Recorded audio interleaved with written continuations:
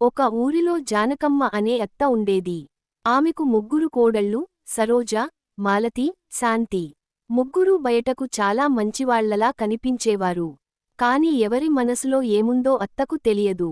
ఒక రోజు జానకమ్మ అనుకుంది, నేను లేనప్పుడు ఈ ఇంటిని ఎవరు సరిగా చూసుకుంటారో తెలుసుకోవాలి. అమ్మాయిలకు తెలియకుండా ఆమె ఒక నాటకం ఆడింది. ఆమె నటించింది, నాకు చాలా అనారోగ్యం. నేను ఎక్కువ రోజులు బ్రతకను. ఇంట్లో వాతావరణం ఒక్కసారిగా మారింది. పెద్ద కోడలు, సరోజ, అందరి ముందు ఏడ్చింది. కానీ గదిలోకి వెళ్లి భర్తతో అంది, ఇల్లు ఎవరికి వస్తుందో ఇప్పుడే మాట్లాడాలి.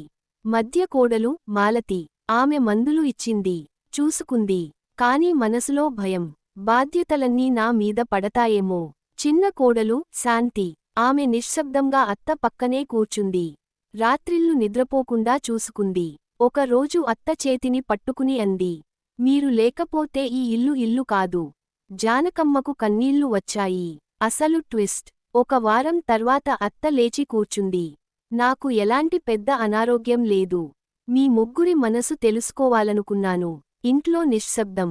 పెద్ద కోడలు, మధ్య కోడలు సిగ్గుపడ్డారు. చిన్న కోడలు ఆశ్చర్యపోయింది. జానకమ్మ నవ్వుతూ అంది, ఇల్లు ఆస్తితో కాదు, మనసుతో నిలుస్తుంది. నన్ను నిజంగా చూసుకున్నది శాంతి.